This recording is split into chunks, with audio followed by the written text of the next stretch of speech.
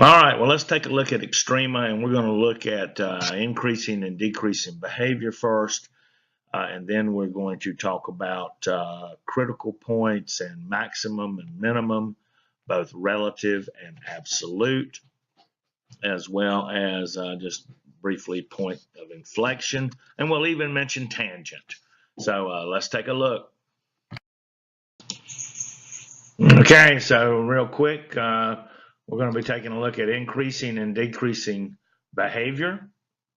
And what that means is that we can analyze a function, or the analysis of a function can include description of intervals. So we're going to be looking at intervals in a function on which the function is increasing, decreasing, or constant. So we're going to be using our graph. We're going to analyze that and then determine where are the intervals, at what intervals is the graph increasing, or is it decreasing, or is it constant? So let's take a look at an example real quick. All right, well, just as I promised, here we have a graph on the left. And when we're looking at this graph, of course, just like we would read a book, we're going to always move from left to right. And here we can see that this graph is increasing from negative infinity up to, and I am going to draw a tangent about that.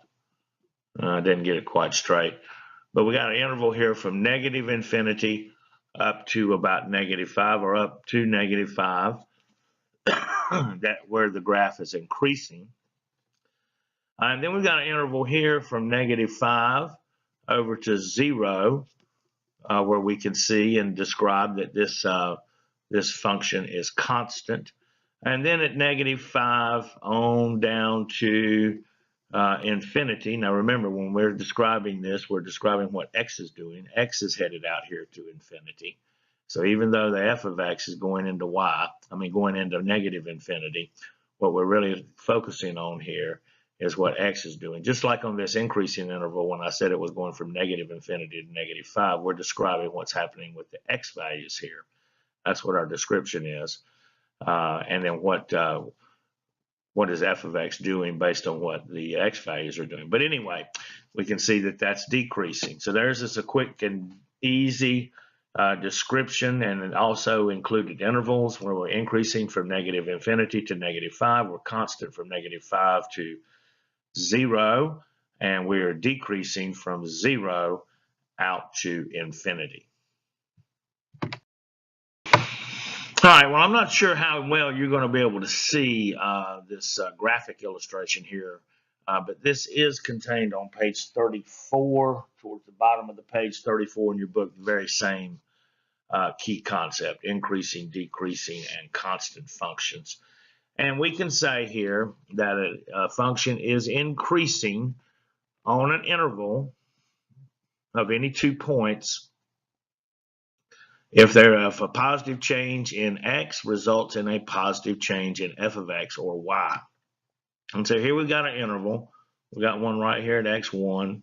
We have this interval between x1 and x2, illustrating these points, this point here, this point here, and we can definitely say that that is increasing. And looking down here in the middle, again, we've got an interval defined as x1, x2. We've got a point on the graph. We've got 2 points on the graph. We've got one right there, roughly, and one right there. And, well, between those 2 points, we say that that is decreasing. And then lastly, looking at one that's constant. Again, we got our interval at x1, x2. We got our points on the graph. And it would appear that they are constant within that interval. And so there you go. We're looking at intervals. We're just showing a description of an increasing interval, a decreasing interval, and a constant interval. One thing I didn't say there on that constant, just want to make that clear on that previous slide back on page 34, that third example in that key concept. What we're saying is that y is remaining constant. So we've got an interval between x1 and x2.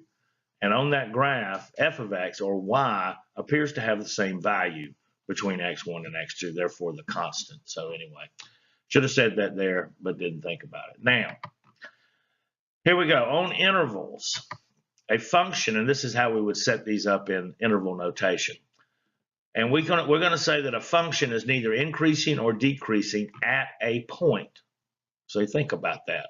Well, at a point, at a given point, it's not increasing or decreasing. It's just a point. So the symbols that we would use when we're describing the intervals as to whether it's increasing, decreasing, or constant are always going to be parentheses. They're not going to be brackets. So we're going to always describe that here with parentheses. Now, let's see one other thing before we move and look at some more examples. Increasing, decreasing, and constant functions. Functions that increase, decrease, or are constant for all x's in the domain. Well, how about it? They are called increasing, decreasing, or constant functions. But that is not true. That's not necessarily true for all x values. If that's not true for all x values, and so in other words, if the entire function or the graph that we're looking at is kind of moving up and down, might be, whatever going like that, well, then we can't say that that's true for that entire function. And so therefore we are looking at intervals to determine where it's increasing, where it's decreasing, or where it may remain constant. All right, so I'm on page 35. So let's flip in our books to page 35. I'm looking at example 1. This is guided practice 1A, and we are being asked to use the graph of each function to estimate intervals to the nearest half unit on which the function is increasing, decreasing, or constant. And so in looking at this graph, I would say here that as x is coming from the right or coming from negative infinity. Now, I realize that doesn't really look much like negative infinity, but we got to think about it. Now we're moving left to right on the horizontal axis, and so we're saying that as we're moving from that left going to the right, we are decreasing until we get to this point right about here. So let's say that we are decreasing on parentheses. Remember, we're always going to use parentheses from negative infinity. And that looks to be 1, 2. It looks to be about 2. All right. Now, from this point, well, obviously we're headed up. So we are increasing as x is moving towards positive infinity. Excuse me, from 2. I should say from 2 to positive infinity. So we're increasing where x is at 2 and moving further down to the right, going towards positive infinity. Our graph is in fact increasing. So decreasing from negative infinity to 2, we're increasing from 2 to positive infinity. All right, let's look at this one. So here we got a graph, and we can see that as we are coming from negative infinity, coming from this direction along the x-axis, that our graph is actually increasing. So we are increasing from negative infinity until we reach this point right here. Let's see, so where are we? 1, 2, 3.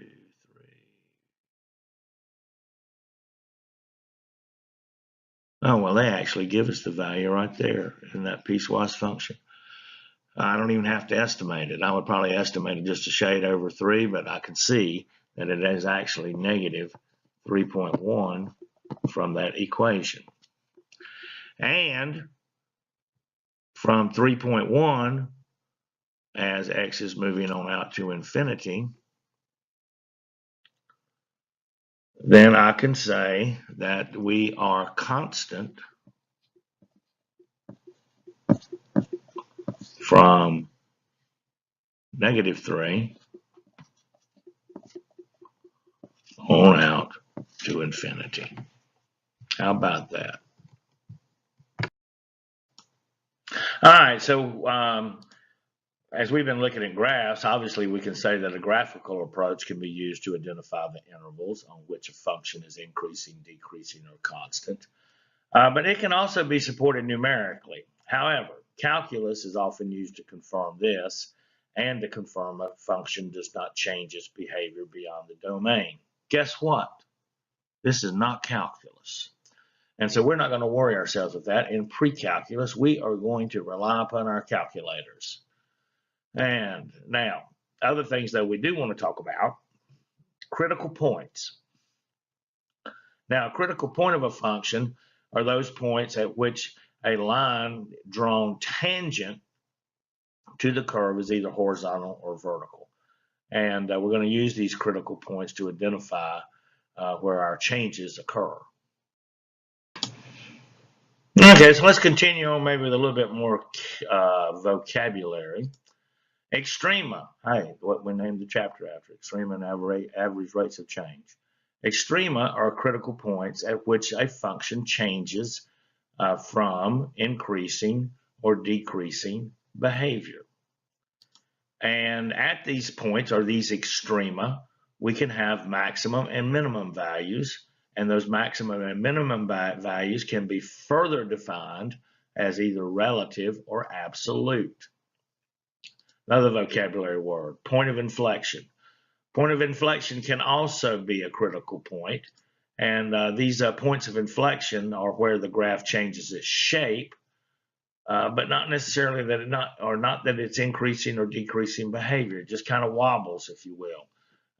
And so instead, the curve may be being bent upward or bent downward or vice versa, but it's not actually changing. It's just, like I say, it's just maybe we see a little wobble in there, and we'll take a closer look at what we mean here in just a second.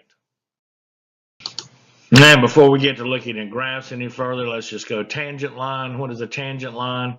Well, from geometry, a line is tangent to a curve if it intersects a curve at exactly one point.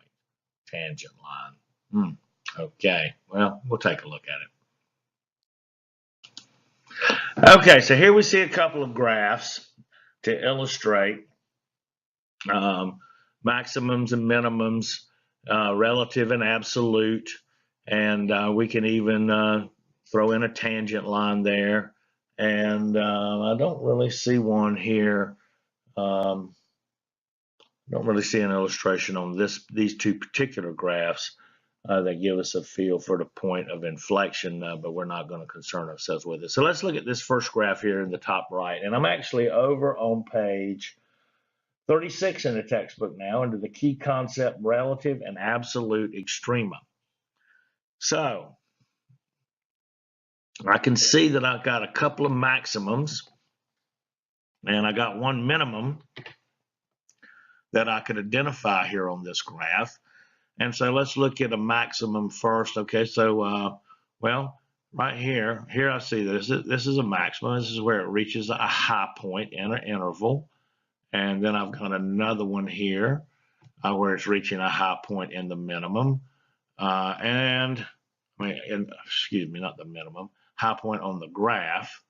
And then here I can identify that I've got a minimum. So I'm showing two maximums, one minimum. Now, question, are these relative or absolute?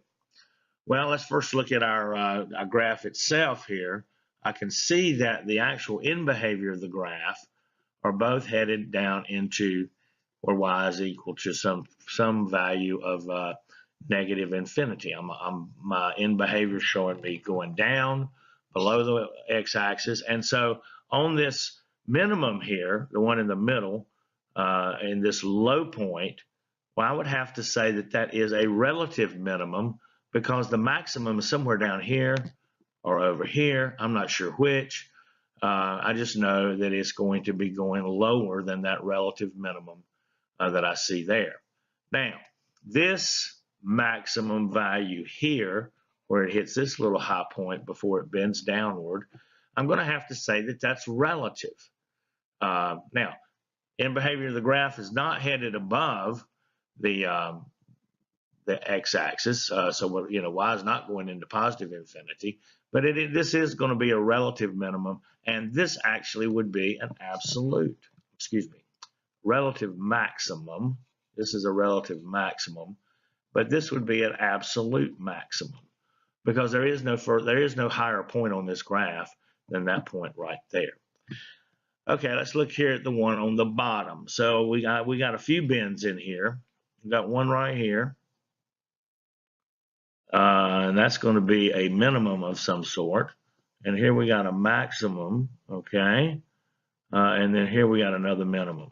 Now on this particular graph, I can see that my end behavior of the graph itself, the function itself, on both ends, both left and right end, well, it's headed off where y is into positive infinity.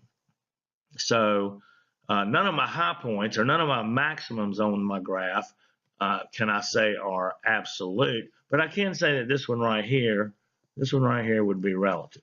That would be a relative maximum. Now I got two minimum points that I can look at. This one here, and but obviously, as we should be able to easily recognize, that's going to be a relative minimum, and that is going to be an absolute minimum. Relative, absolute, minimum, maximums.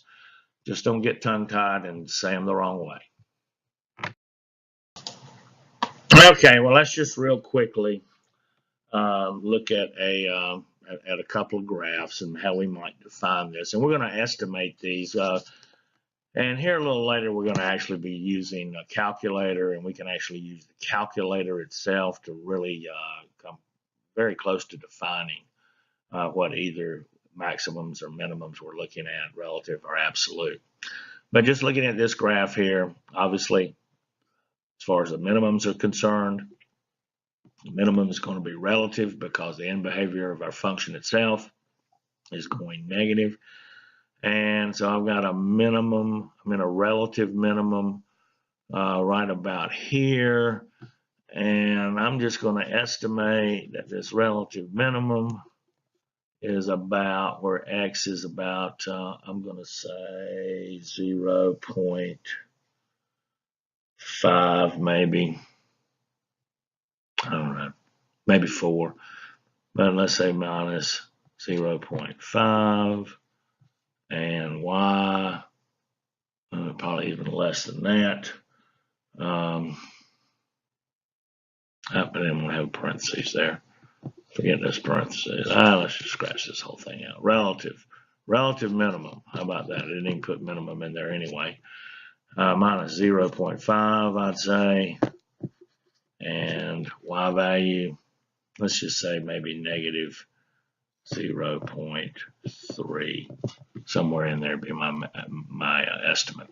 All right, so obviously right here I've got a relative maximum. It's not absolute because it's not the highest point. So I got a relative maximum, and I'm going to estimate that to be where x is about 1.5, negative 1.5. And let's see, and y 1, 2. It's just a shade over 2. I'm going to say 2.1. Again, on my estimate. And then here I've got an absolute maximum.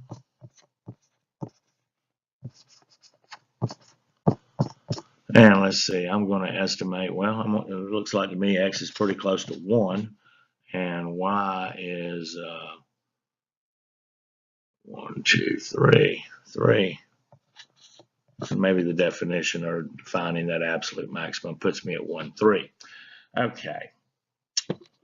Now let's look at the second graph. When I here, I've got on one end, on the left-hand end, I'm going into negative infinity in behavior. On the right-hand end, left-hand end, right-hand end. On the right-hand end, I'm going into positive infinity. And so on this graph, I'm not going to have any absolute maximums or minimums. But I do have some relatives. So here I've got a relative maximum. Let's say relative maximum at that point. Well, let's put max. Well, how about we just start over? Relative max let's see. X is almost minus 1. I'm going to call it minus 1 for this. And Y is at 2, let's say, for that point right there.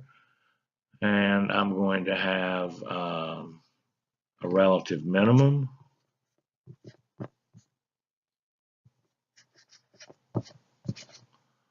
Where X is pretty close to 0. I'm just going to call it 0 and Y 0, so somewhere close to that.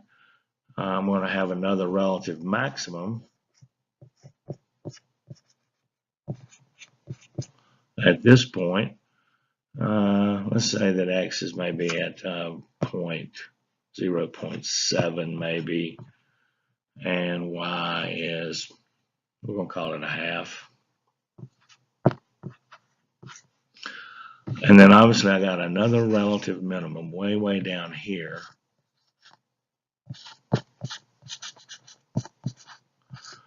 Where X is pretty close to equaling 2 and Y 1, 2, 3, 4, maybe a shade over -4. Let's say -4.1.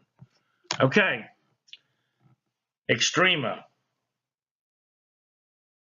Minimums, maximums, relatives, absolutes. We're going to work a little bit with our calculator and so we can look at it even further.